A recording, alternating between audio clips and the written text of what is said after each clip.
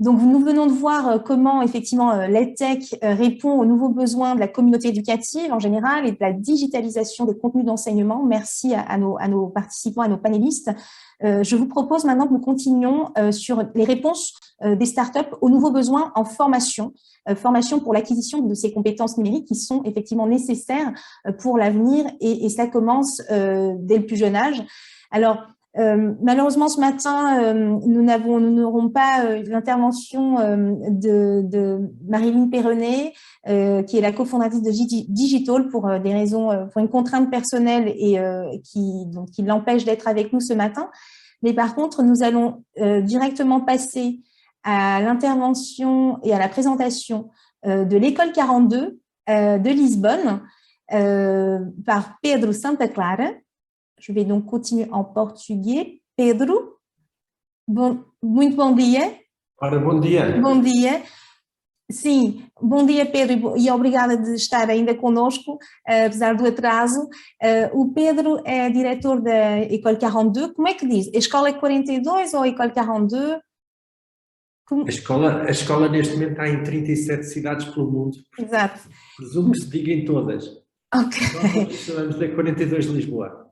A 42 Lisboa. E, efetivamente, a sua escola abriu há 1 ano e meio em Lisboa. Poderia nos dizer mais sobre essa escola de programação, que se quer gratuita, inclusiva, flexível? Quais são as missões reais? Sim, efetivamente. E como é que ela se consegue responder aos novos desafios da era digital no âmbito da formação profissional? Bem, muito obrigado. Clarice, é um prazer estar aqui hoje. A Escola 42 é verdadeiramente uma... 42 Lisboa é uma iniciativa luso-francesa. A Escola 42 começou em Paris há 8 anos. Tem tido um sucesso extraordinário pelo mundo. É uma escola de engenharia de software inclusiva e inovadora. É uma escola que não tem aulas nem professores e em que qualquer pessoa se pode candidatar. E espero que isto tenha servido como teaser e convido-vos desde já a vir conhecer a escola ao vivo. Quando digo que nós não temos professores, é dar aulas, mas a verdade é que temos uma grande equipa pedagógica que está continuamente a desenvolver a plataforma de aprendizagem, que consiste numa sucessão de desafios de programação, casos práticos, em que cabe aos alunos aprenderem por si e com os colegas o que for necessário para os resolver.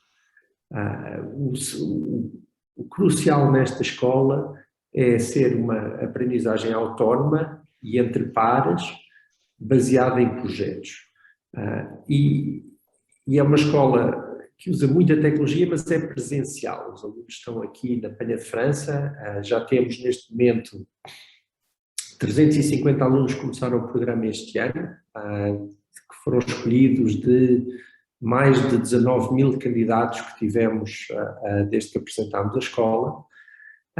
E talvez o que seja mais relevante perceber é que, para além de desenvolverem conhecimentos muito profundos nas áreas técnicas em que estão a estudar, o próprio modelo pedagógico leva a que os alunos desenvolvam um conjunto de competências pessoais de resolver problemas complexos, com autonomia, saibam colaborar, desenvolvam resiliência, capacidade de comunicação. No fundo, o que esta escola faz é levar todos a aprender. Como eu dizia, temos já 350 alunos que começaram o programa e, portanto, a partir de 2023 teremos os primeiros alunos a chegar ao mercado. Temos um grupo extraordinário de pessoas muito variado, que vão desde os jovens de 17 anos que acabaram o secundário, a profissionais de muitas áreas, médicos, engenheiros, economistas, advogados, mas também muita gente que quer mudar de vida. Temos pilotos de aviação, um músico, uma bartender, um cozinheiro, pessoas que não seguiram necessariamente o percurso tradicional do ensino e que encontram aqui na Escola 42 uma nova oportunidade de se tornarem profissionais ultracompetentes nas áreas que quiserem da programação, que vão desde a cibersegurança ao machine learning, da robótica, ao desenvolvimento de jogos. E, portanto, estamos muito entusiasmados. No próximo ano contamos abrir uma escola no Porto. E, finalmente, deixar-vos a nota de que esta escola é gratuita para os alunos porque é financiada por um conjunto de mecenas individuais e empresas que vão desde o Santander, à Fidelidade, à Vanguard Properties, à Huawei, à BA Glass, à Mercedes-Benz IO, e que contamos muito com o apoio da sociedade para podermos continuar o projeto e, portanto, deixo desde já aqui o apelo à comunidade francesa tão grande que está em Portugal e gostaríamos muito que se juntasse a nós nesta escola que é, portanto, quando conheço o caso mais extraordinário de sucesso internacional dos últimos anos. Então, o seu apelo foi lançado. Efetivamente, aqui temos uma dinâmica educativa, mas associada também às empresas, o que estamos agora a fazer com este webinar. Eu gostaria também de que nos tentasse rapidamente dizer se pensa realmente, já conheço a resposta, mas como é que esta escola responde mesmo aos desafios, os novos desafios da era digital para as gerações futuras. E se pensa se este modelo de uma escola um pouco disruptiva, não é? Onde não há professores, não há livros, se este modelo terá de ser um modelo que vamos ter que adoptar mais no futuro. Eu estou convencido disso. Nós há mais de 100 anos que sabemos em pedagogia, certamente desde o trabalho do João Piaget ou da Maria Montessori, que aquilo que funciona na aprendizagem é esta combinação de aprender baseado em projetos e aprender entre pares. O ensino tradicional é uma herança da Revolução Industrial, em que nós quase que replicamos uma linha de montagem, em que levamos uma turma de 30 ou 40 ou 50 alunos de sala em sala a aprender a mesma coisa, ao mesmo ritmo, e a verdade é que isso funciona relativamente mal. Quem já alguma vez tenha experimentado dar aulas percebe que nem toda a gente aprende ao mesmo ritmo, nem toda a gente tem os mesmos interesses. E simplesmente só agora é que eu penso que existe uma tecnologia que permite escalar esta ideia de colaboração entre pares e de aprender com base em missões.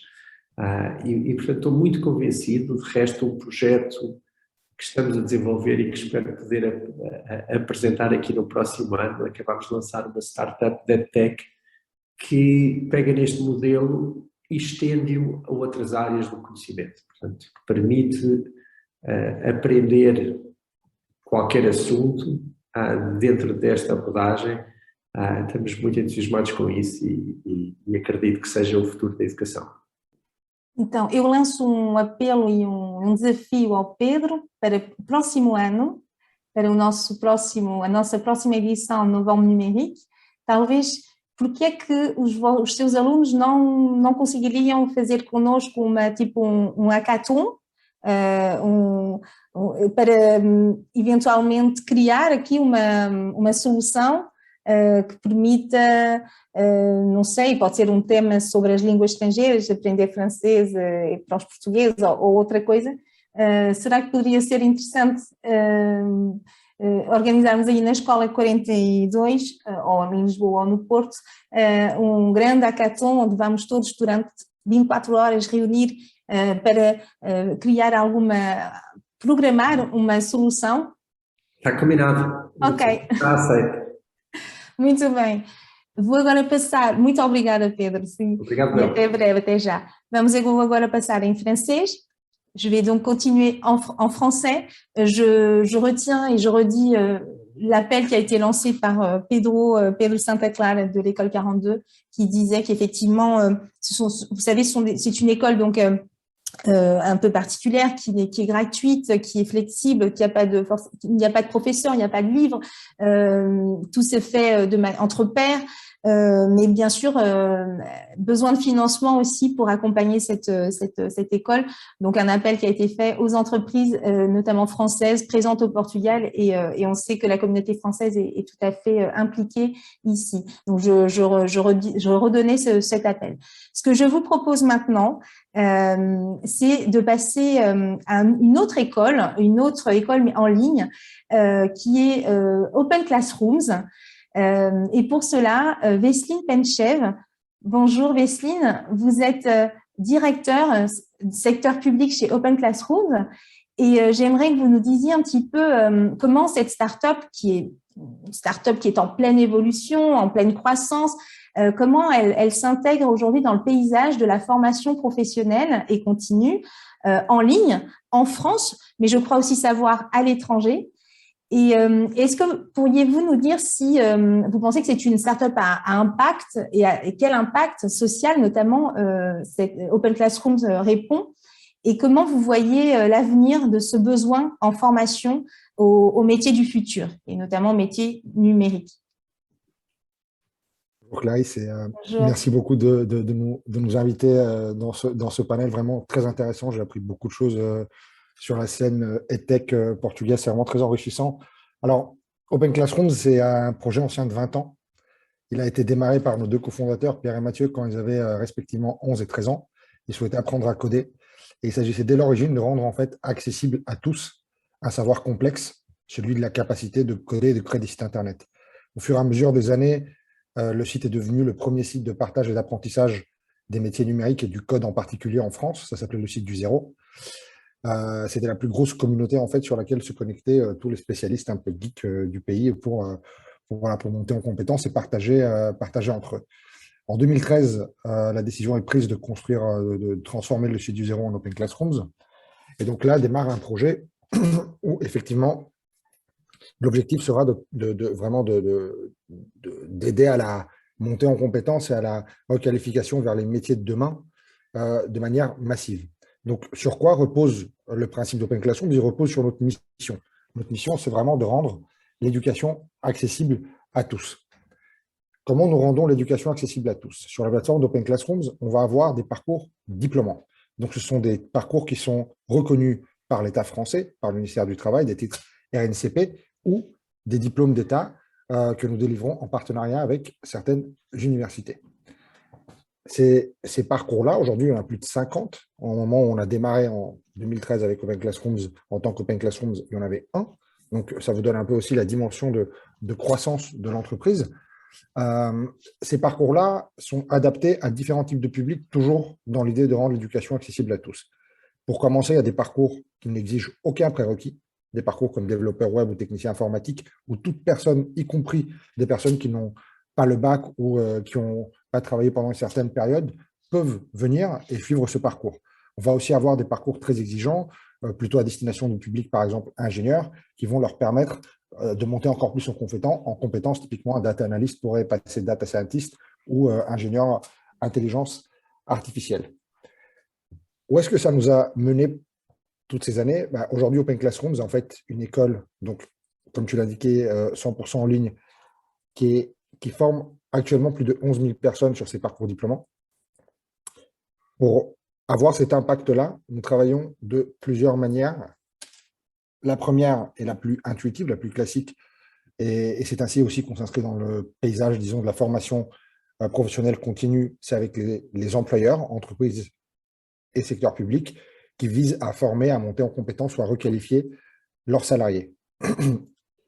Autre manière de fonctionner, et ça c'est vraiment très innovant, on a été le premier CFA 100% en ligne en France. Donc en 2018, on obtient l'agrément qui nous permet donc de déployer ce système dual qui se développe de manière très rapide aujourd'hui en France, mais qui existe également dans d'autres pays comme la Suisse ou l'Allemagne, où en fait on va avoir des apprenants qui vont se former chez Open Classrooms sur les parcours diplômants et en même temps travailler en entreprise ou en administration publique, 3 jours ou 4 jours par semaine, et le reste du temps, ils vont se former donc sur nos parcours. En 2019, on avait moins de 300 alternants. Aujourd'hui, on en a près de 2000. Donc, ça montre aussi à quel point l'attractivité et l'impact de ces modalités est importante. Ensuite, et je vais m'attarder là-dessus, on travaille beaucoup et de manière très intégrée avec le secteur public pour déployer des programmes vers l'emploi, des programmes très volontaristes, très ambitieux, en partenariat avec les services publics de l'emploi en France, c'est-à-dire l'Agence nationale qui est Pôle emploi et les régions, telles la région Île-de-France, la région Hauts-de-France, Occitanie, etc. Là, nous serons sur des programmes très ambitieux, et là, je marque une pause sur nos modalités d'action sur le marché pour vous dire qu'effectivement, à l'origine, Open Classrooms ont formé et on forme toujours au métier du numérique au sens strict, c'est-à-dire tous les métiers liés au code, développeur Java, développeur Python, développeur PHP, système et réseau, technicien informatique, responsable système de sécurité d'information, data, une filière qui est vraiment en pleine croissance, très attractive, avec des très très fortes demandes sur le marché du travail. Donc, on a une filière data très exhaustive, mais aussi au fur et à mesure des années, on a développé un catalogue qui s'est orienté également vers les métiers fortement transformés par le numérique, mais qui ne sont pas des métiers numériques à proprement parler. Par exemple, les métiers du marketing ou les métiers du commercial. Et on a donc cette stratégie, cette ambition d'aller encore plus loin. Nous sommes en train d'étudier de nouvelles filières sur lesquelles on pourrait continuer à se déployer, toujours des filières qui sont fortement touchées, transformées par le phénomène du numérique. Je reviens sur ce que je vous disais sur les programmes vers l'emploi, et j'aimerais ici prendre une très rapide étude de cas, hein, vraiment j'irai très vite. Mais pour vous dire, l'année dernière, donc 2020, on est en mars, on se voit attribuer une partie du premier marché qui est géré par un service public de l'emploi en Europe, qui vise à déployer des formations 100% en ligne à destination des demandeurs d'emploi. Des formations diplômantes, comme je l'indiquais, donc sur des titres RNCP ou des diplômes d'État. Donc, depuis que ce programme-là commence, Open Classrooms est sélectionné et on déploie aujourd'hui près d'une quinzaine de parcours. Alors, des parcours, comme je l'indiquais, tech, dev, donc les parcours data, développeur web, développeur front-end, mais aussi des parcours de métiers transformés par le numérique, comme conseiller en évolution professionnelle, à titre d'exemple. Le partenariat a démarré donc en mars 2020, et entre mars 2020 et ce jour, nous avons plus de 6000 demandeurs d'emploi qui ont été intégrés dans le cadre de ce programme pour se former sur ces formations. Nous avons plusieurs, comme on dit, KPI ou indicateurs pour suivre la réussite du programme. Alors, pour commencer, combien de personnes postulent et combien de ces postulants passent au statut d'apprenant. Ensuite, le taux de complétion des parcours. Aujourd'hui, il est à plus de 74% de diplomation. Le taux d'insertion dans l'emploi.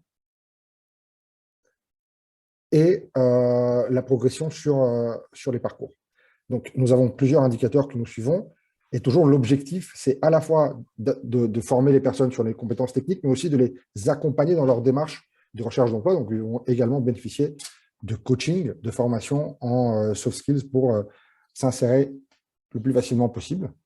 Donc voilà, c'est un programme qui est, comme vous le comprenez, de très grande ampleur, qui marche vraiment très bien. C'est un véritable succès. Et nous avons ce même type de partenariat, très identique, ou en tout cas très similaire dans l'approche, avec différentes régions en France.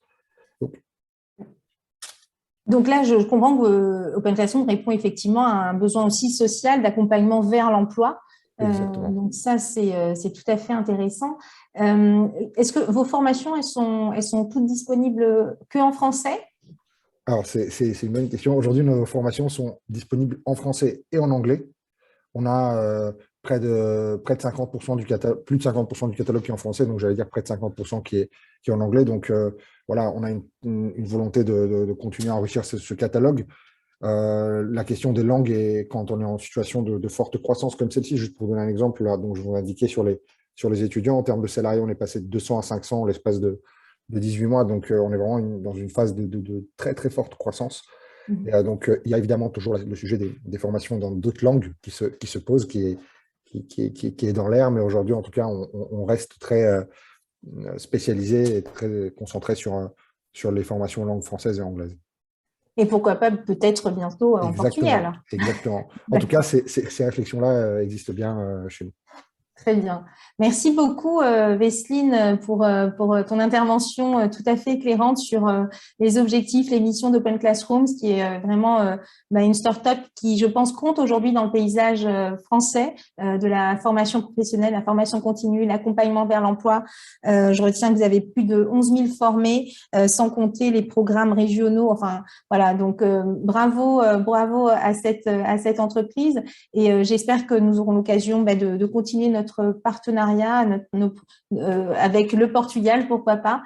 En tout cas, ravi aussi que les intervenants et les interventions précédentes aient pu t'inspirer c'est l'objet de cette conférence, inspiration mutuelle et réciproque de bonnes pratiques. Merci Vesseline. Merci à vous, Encore de nous avoir invités. Merci beaucoup. Merci aussi encore à Pedro Santa Clara.